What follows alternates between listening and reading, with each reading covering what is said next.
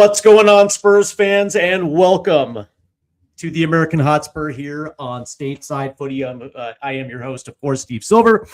And first and foremost, I do want to apologize because I know this show was actually supposed to be slated for Friday evening, but of course, over the last day and a half, 2 days, I've been kind of dealing with a little bit of a cold, not a lot of energy, and that's on top of working overtime. And so unfortunately, it just didn't go. I had to cancel a couple of different opportunities to go on other shows because, quite frankly, it just had no energy. It just wasn't feeling good. You guys can tell I'm kind of still stuffed up a little bit, so I do apologize. But something happened. Something miraculous happened today at Anfield against Liverpool, and I felt like coming on and talking a little bit about it because, quite honestly, I don't think we're dead yet.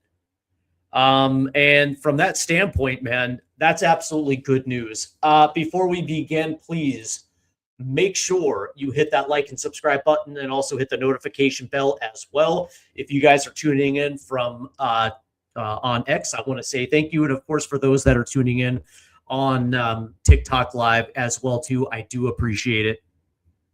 And of course, if you guys want to jump over to YouTube, you're more than welcome to, and hit that like and subscribe button as well, too. So I definitely appreciate it. All right, let's go ahead and get into it because today, my God, man, Spurs get a massive point at Anfield today. And it kind of came out of the blue a little bit. It was a little bit of surprise. And of course, you know, for those that were tuning in pregame when the lineups came out, I know there was a lot of, I guess you can say, vitriol, just considering that it almost felt like square pegs around holes again.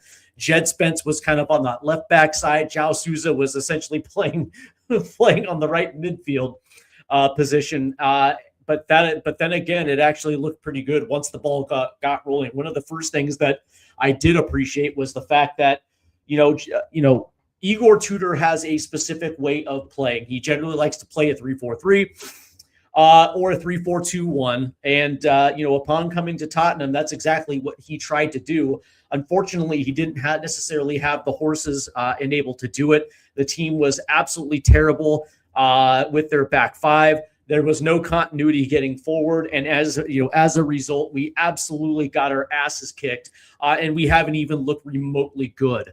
Today, he goes old school, a little 4-4-2 action.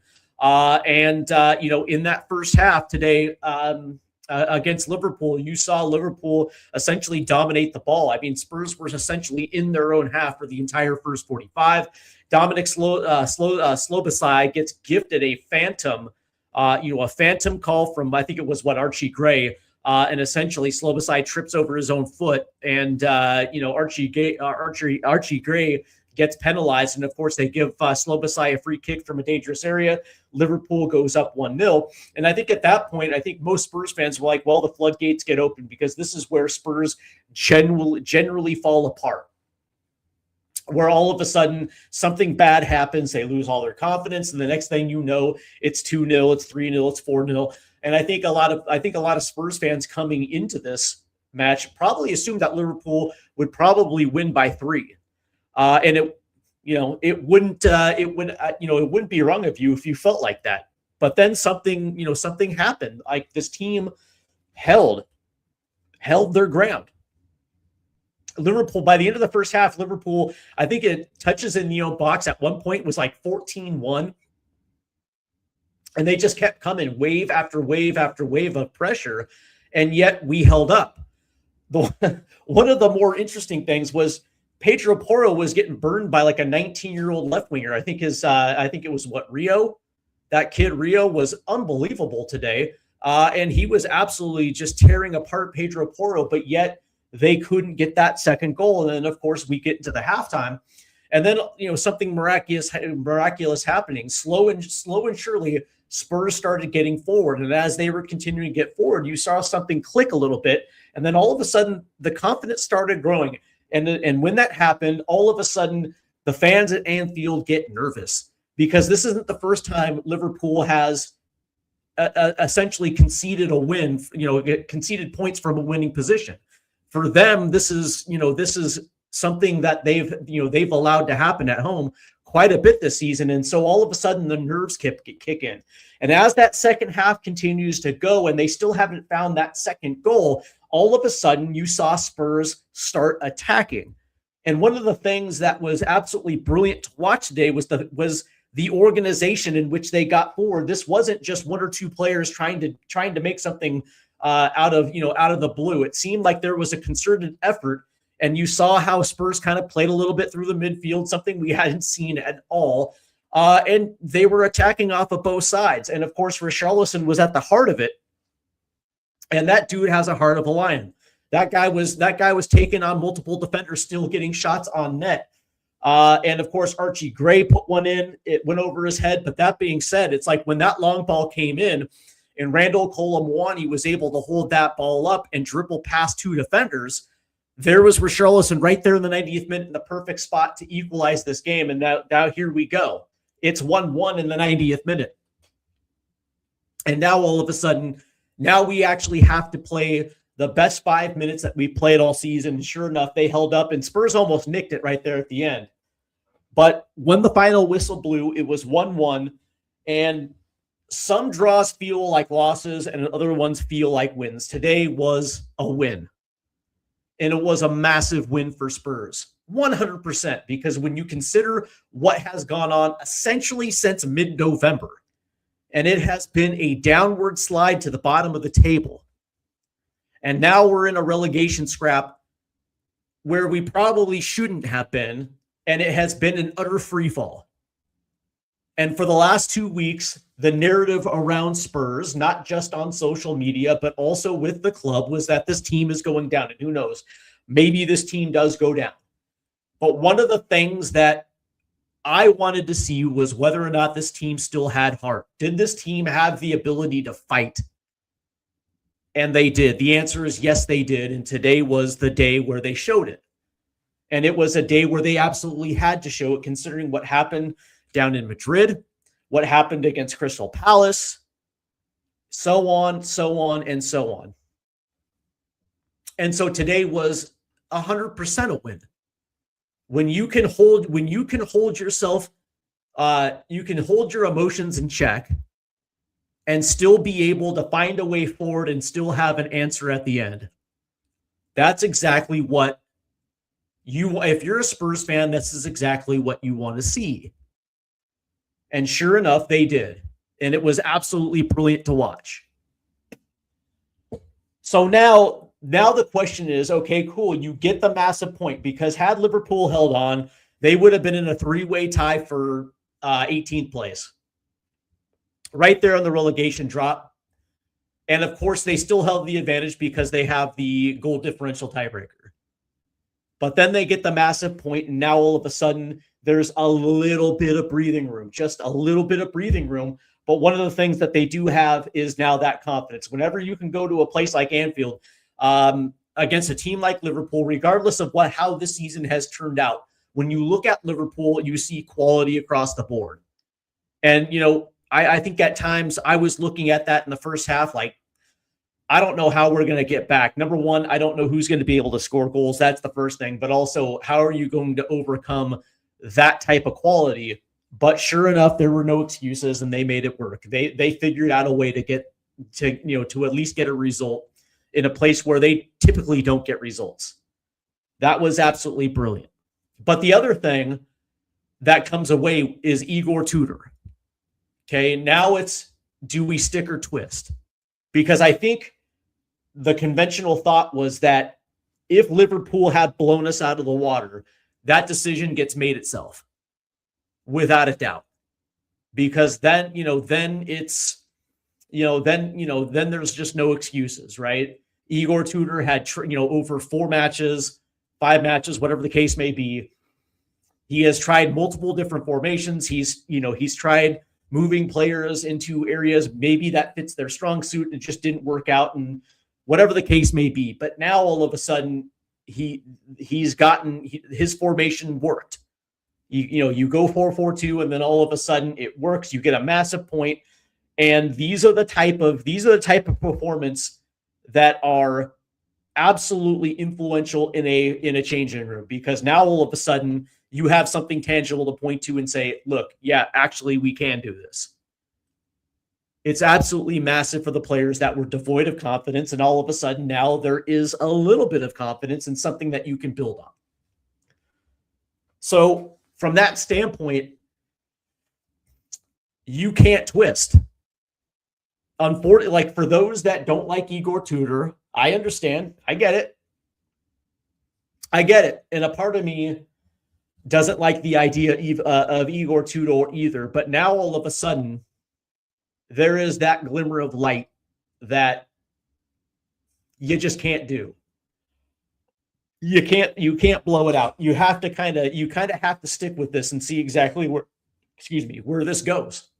You almost kind of have to. Because, who's out there that number one will take this job right now outside of your Sean Dites, or you dust off a guy like Sam Allardyce, or you bring Sam Allardyce, and then you bring it or a Harry Redknapp or a Glenn Hoddle. There's just not a lot of names out there that I don't think this board is willing to go down. I just don't see it. So you're kind of essentially painted into a corner with Igor Tudor. And, say what you will about, Jed Spence and Sousa, let's understand that Spurs don't have a winger available. They just don't.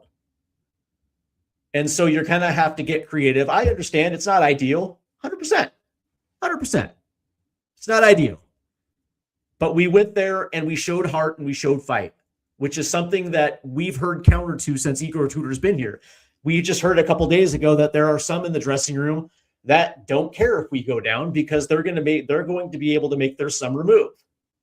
Okay. We should have seen that today. We should have seen that disinterest. We should have seen that disinterest play out. We didn't see that at all. We actually saw a group of players scratching and clawing, not only for the coach, but also for the club as well, too. Did you see the reception those road fans gave this team this afternoon? It was unbelievable. It was unbelievable. And these are those type of galvanizing moments that have a tendency to change your season in a hurry. The beautiful part about this is now the schedule kind of lets up a little bit. Now that we actually get to play Leeds and Forest and Sunderland, like now all of a sudden there is a glimmer of hope. And me personally, I've said this. I still think that there's, 9 points left out there for us to get. That's 3 wins. I certainly do believe that. And of course, with today's draw, that makes 10 points. That keeps us up. It's not about whether this club is too big to go down. Right? It's not about that. It's just the reality is like when you look at this team, it just doesn't look like a team that is capable of a relegation. I just don't see it. And then we have a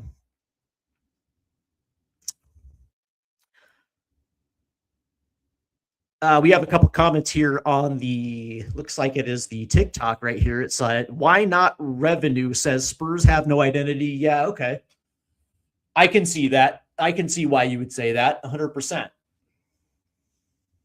And you're absolutely right. I think that Spurs did have an identity under Ange Postecoglou. 100% I did. They were a team that was going to be a front-footed attacking team regardless. And that's just how they were going to play. And whether we give up 2 goals, 3 goals, as long as we score 5, everything is going to be fine. And that was Spurs' identity.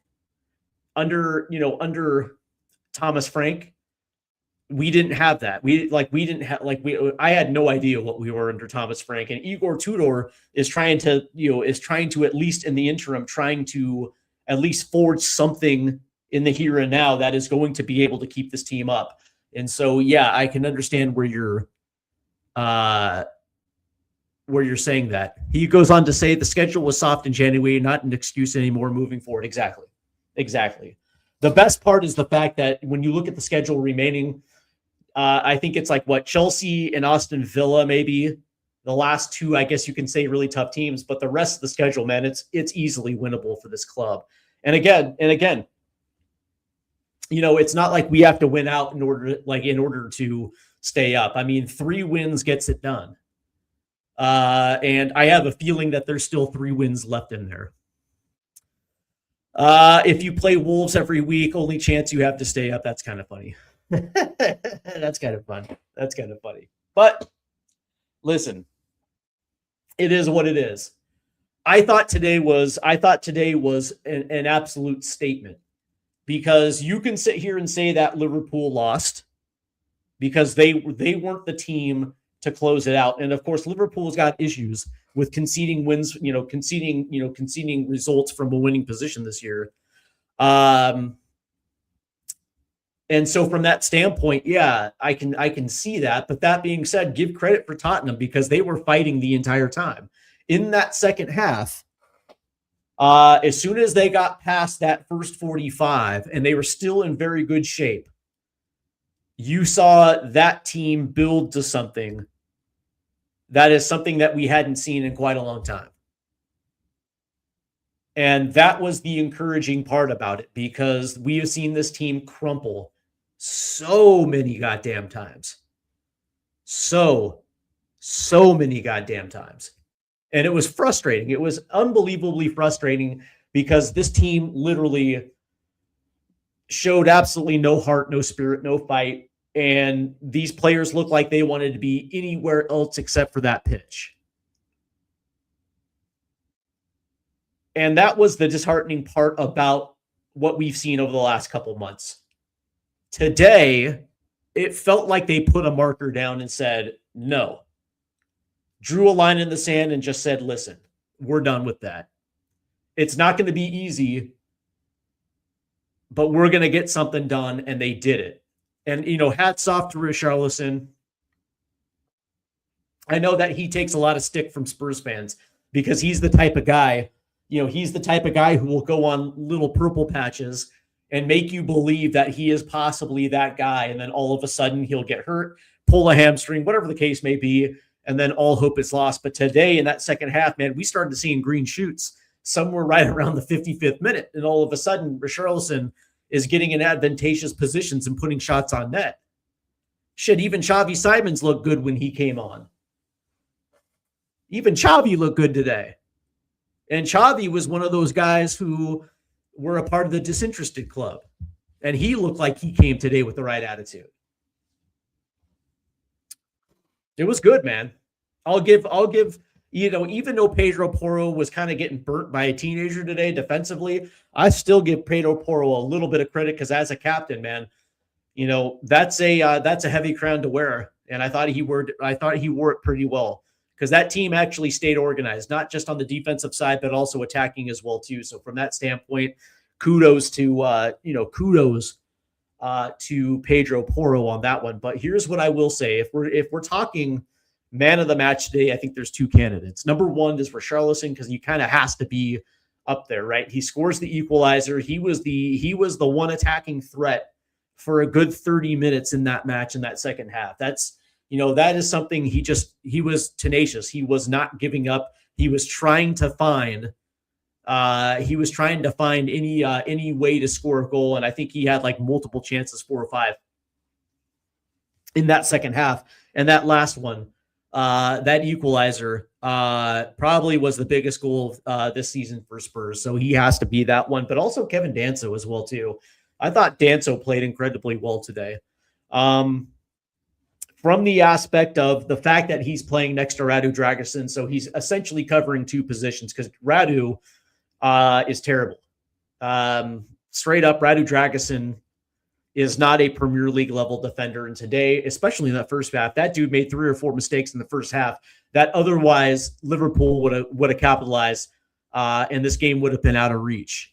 Thankfully, that didn't necessarily happen. And so from that standpoint, when you're looking at Kevin Danso and he's playing next to a dude who shouldn't be anywhere near the starting lineup, the ground that he had to cover, he played well, man. He was in multiple places at the right time in that second half. And especially right before the 90-minute mark, there was a counterattack, and it was Kevin Danso that actually drew a tripping penalty that stopped Liverpool from allowing players to get forward. So from that standpoint, I thought that was absolutely huge. So 2 candidates for me today for player of the match, man of the match for Spurs. And I don't know. It's hard. It's kind of like 1A, 1B. It's like on the one hand, you had a dude that anchored that entire back line, and then you had the one dude that was the only one actually taking risk, taking chances in that forward line as well too. So from that standpoint, I'm probably going to say Richarlison, but if you said Kevin Danso, I wouldn't disagree with you. Let's see. Analyzing Spurs match and the potential for a late escape from relegation. I know this is where we got into. Josh says Pap, sorry. I didn't think Pap really played all that well today. I guess at times he looked good, but for the most part, yeah, I didn't think he looked all that great today. Turned the ball over a couple times. Yeah. By the way, I think Pap should be a starter. 100%. I think Pap should be a starter. I think he brings more good than negative. In that first half, Liverpool were pressing the shit out of Spurs, and they essentially had us pinned back for the entire 45. But things opened up a little bit. I still don't think Papsar really made that big of an impact in the second half when we actually were starting to build. But again, I do like Papsar. But overall, here's what I will say. That we're not dead yet. We really aren't. If this team got absolutely shelled, maybe I have a different perspective, but it is what it is. Looking forward, we have the second leg coming up on Wednesday at home against Madrid. And we're in a 3-goal hole. And so unless we win that match 4-0, it doesn't necessarily matter, or whatever the case may be, we're not going to advance, and it is what it is. But we have Forest, we have Wolves, we have Leeds, and we have Everton on this schedule. We also have Sunderland, and we also have Brighton as well too.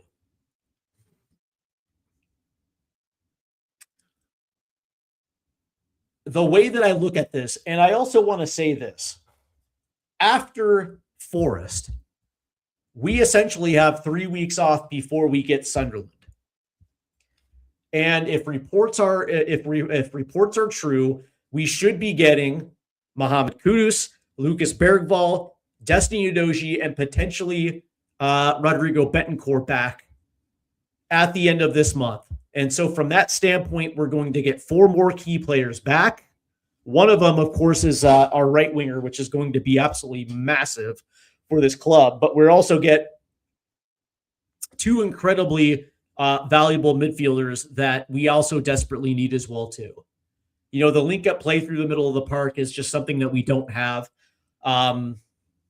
It is what it is. We just don't necessarily have that talent right now, so we can actually play through tight spaces in the middle of the park. Our hold-up play is almost non-existent just because we just don't have that dude that can break lines. And so getting a guy like Rodrigo Betancourt or getting a guy like Lucas Bergvall back is going to be absolutely massive, but also getting Mohamed Kudus back, it kind of goes without saying. Same thing with Destiny Udogie as well, too.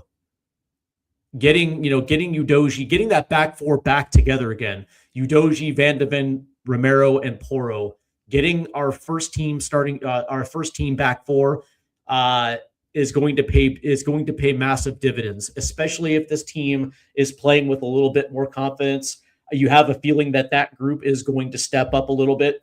But that being said, we have 3 weeks off. We have the international break essentially after Forest. That's going to give us 3 weeks, and it's going to be a massive 3 weeks to get these players back, not just in training, but also potentially getting them up to game speed as well, too. There's going to be enough time in training where you're going to be able to work on your cardio and your endurance. So this is not going to be something where when we get to Sunderland, some guys are going to be playing for 30 minutes, 60 minutes, whatever the case may be. Hopefully, all of these guys are going to be in a position where they can start and give us a good 60 minutes. And it's also going to lengthen our bench out as well, too. What I will say is that in those 2 matches between the 12th and the 18th of April against Sunderland and Brighton, are they winnable? Maybe. But can we get results? 100%. I actually have these 2 matches as draws. I have Forest at home as a win. It's going to look a little bit different than the last time we saw Forest on the road. I have a win against Wolves at the Molineux. This team is certainly capable of beating Wolves there. I have a win against Leeds at home on May 9th. And me personally, I think that Villa match at Villa Park at this stage could be a potential toss-up. It's going to be a potential toss-up. That May 17th match against Chelsea, yeah, maybe not. And then the last match of the season against Everton, I also have as a win as well, too. Certainly there are potential banana skins out there. And of course, this team does have the ability to break your heart routinely. So you also have to add in the fact that there's going to be times where they're just not going to show up. They're just not going to show up. But that being said, there are games where they should. There are going to be games where they're going to get a win. I do not think this team goes down. I really don't. Spurs diehard CTID. Adrian, sorry, Adrian, I couldn't make it, man. I'm still not necessarily feeling the greatest, but I'll get to you next Friday, man. He says we want to beat Atletico to gain momentum and further boost the confidence. I'll say this, man. If we can beat Atletico 3-0 and get this team, get this thing into like a shootout type of situation, that would be unbelievable. I don't think it's going to happen, but stranger things have happened. He goes on to say Liverpool draw feels like a win. Exactly. There's some draws that feel like losses. This one for Liverpool, it feels like a loss. For us, it feels like a win.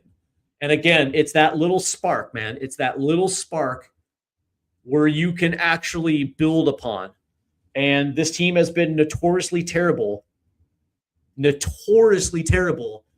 of not taking advantage of wins. Even when we did win this year in the Champions League and tried to carry that over, it's not just a this year thing. It was also last year too in the Europa League. We were just terrible at taking those wins and then doubling up upon it and building upon it. We've been notoriously bad at that. But we'll see exactly how this group responds to this against Forest. I want to see how the fans respond to this at home. There was a lot of empty seats there's a lot of empty seats there at the stadium versus Crystal Palace. And I think a lot of fans, there was a lot of apathy, man. There was a lot of, there was a lot of negativity. Me personally, I'm just deeply ambivalent when it comes to the squad, man. There's a lot of indifference with me. And it sucks too. I don't like to be that guy, man. I'm from Seattle. Okay. And I have been a lifelong supporter of the Seattle Mariners. And that is a team that routinely breaks your heart. And after a while, you just get numb. You get indifferent. Like even when they win, you're still indifferent because it doesn't matter until you win it all. And they continuously step on their dicks time and time again to the point where you're kind of like, meh. And I'm starting to feel this way with Spurs, and it sucks because this is my club team. This is my club. I travel to London to see this club. Like I fork over, a couple $1,000s a year to travel to London to see this club. And do I get the most bang for my buck? Absolutely not. So there's a lot of apathy, a lot of indifference, and from that standpoint, it just is what it is. But that being said, I think for me today, especially, is the fact that when everyone just assumed this would go wrong, it went right. And it went right in a lot of good ways. And if you're that group that went to Anfield and got a result in a place where we never get results, and you did it by showing a fighting spirit, you didn't give up. That is something that you have to build upon.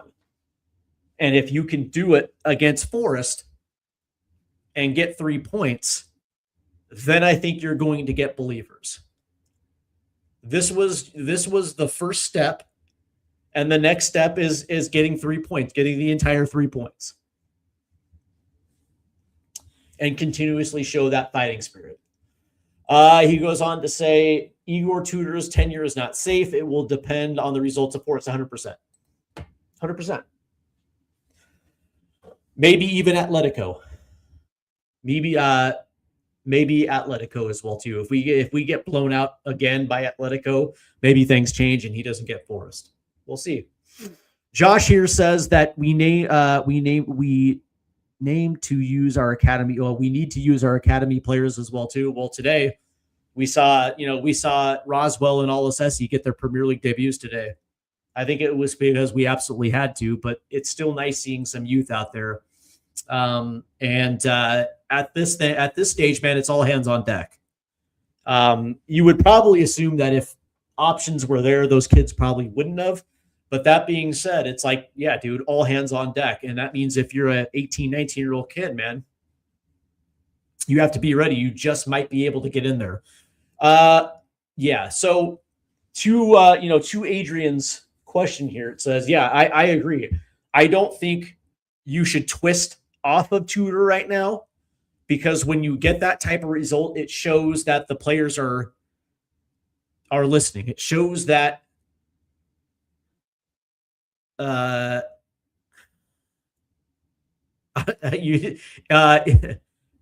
I'm wee Todd dad. Yeah, you threw me for a loop there. Does your sour cream cannon still have its turtleneck? That's kind of funny. That's kind of funny. But when you have this type of result, you can't twist immediately. You kind of have to see the next match, because if it's a mirage, we'll find out. Now, if they go out to Atletico, if on Wednesday against Atletico, if again we're in that situation where we lose, but we're in it the entire time, and it's like one of those like on the edge of your seat type matches, we'll know. We'll know. If we lose again, if we concede 5 goals, we'll know. We'll know. Let's see. After Forest, we have 19 days before we play Sunderland, an ideal time if we intend to get an interim full-time replacement. Well, number one, we're not getting a full-time replacement. That's just not going to happen. Roberto De Zerbi is going to wait to the summer. Pochettino obviously has the World Cup. And anybody worth his salt is not going to take this job on an interim basis. I think Sean Dyche has already passed, which was, I don't know, kind of troubling. But that being said, the only thing that you're going to have left are Harry Redknapp, Glenn Hoddle, Tim Sherwood, Sam Allardyce, No, like I don't see a scenario where a big-time coach is going to take this team. They're going to want to wait to ensure that this team stays up, because if they go down, you can essentially scratch off at least a half a dozen names. Nobody we're not getting a full-time replacement. But, if we want to go down that route, if we get blown out by Atletico and we get blown out by Nottingham Forest, yeah, I can envision a scenario where Harry Redknapp comes back. I possibly could envision that scenario. And at that stage, who knows? This thing can go either way. It can go either way. But again, man, Spurs did a fantastic job today, man. I think with this draw, I think it showed the fans something that we've been wanting to see for quite some time, which is fight, confidence, and just be willing to show that bravery. It's something that we just hadn't seen in quite a long time. Even early in the season when we were winning matches on the road, we didn't necessarily see a lot of it. It just seems like, we were taking advantage of teams that still hadn't gotten into their season yet. And from that standpoint, we had some good results, but when the games came thick and fast, we wilted under pressure. And today we were under pressure as well too, and we passed that test today, man. It was big. It was absolutely big. And from that, I think it gives hope. That is the one thing that I think Spurs fans needed, was just a little bit of hope, a little bit of a glimmer. Something tangible that they can point to and say, you know what? Yeah, maybe we aren't going down. And I think that they absolutely did that today. I think that is something that when Spurs fans are looking forward to Nottingham Forest, they have something tangible to take into that game and say, you know what? No. These players actually are playing for the badge. It's actually going to be worth showing up, because maybe there is hope that we're going to, get that 3 points against Forward. Surely we should. We'll see how it plays out, though. I do want to thank everybody who tuned in today. Again, I do have to apologize, man. I just have not been feeling well. It's my time of the year to get a little bit of a sinus cold. So, as a good friend of mine used to say, better late than never. So I'm glad I was able to at least get this in this weekend. Next week, we should have, a full calendar when it comes to content here on Stateside Footy. Gary Ward will be joining me on Friday to talk about this team as we get ready for Nottingham Forest, and we're going to dive a little bit more deeper into this draw, looking forward ahead a week, and whether or not that tangibility that we saw today are we capable of carrying that over, considering we haven't seen it in quite a long time. So we just don't know until we see it. So that's going to be a fun conversation. And of course, U.S. men's national team content as well too on Monday and Tuesday. And of course on the weekends, we're going to have our live streams back, Spurs live streams against Nottingham Forest. And of course the MLS live stream game of the week as well too. So it should be fun. So I hope that you guys definitely hit that like and subscribe button and hit the notification bell so you don't miss out on any of the content as well too. So yeah, man, very, very impressive today. I will say, man, it was very impressive. And it also caught me a little bit by surprise. I got to be honest with you, because I wasn't expecting it. I think if you would have caught me pre-game, I probably would have said 3-1 Liverpool. And I don't think anybody would have been, too surprised by that prediction. But as it was, Spurs did themselves a solid in that second half. And, I think they potentially quieted the naysayers a little bit with that performance. So we'll see how it goes. I will see you guys back tomorrow night as I do a predicted March roster for the U.S. men's national team. On Tuesday, we have USMNT Yanks Abroad. And then on Friday and Saturday, it is Spurs content. And of course, on Friday, you have my guest, Gary Ward, who is a writer, podcaster, and just an overall decent dude. very, very, very passionate Spurs fan. So that's going to be a fun conversation on Friday. Again, hit that like and subscribe button. And hit the notification bell as well, too. And for those that are tuning in on TikTok Live, the description is in my bio. So you can head over to YouTube yourselves and hit that like and subscribe button. All right, guys, I want to say thank you. Enjoy the rest of your Sunday. Have a great start to your work week. Take care, guys. Goodbye.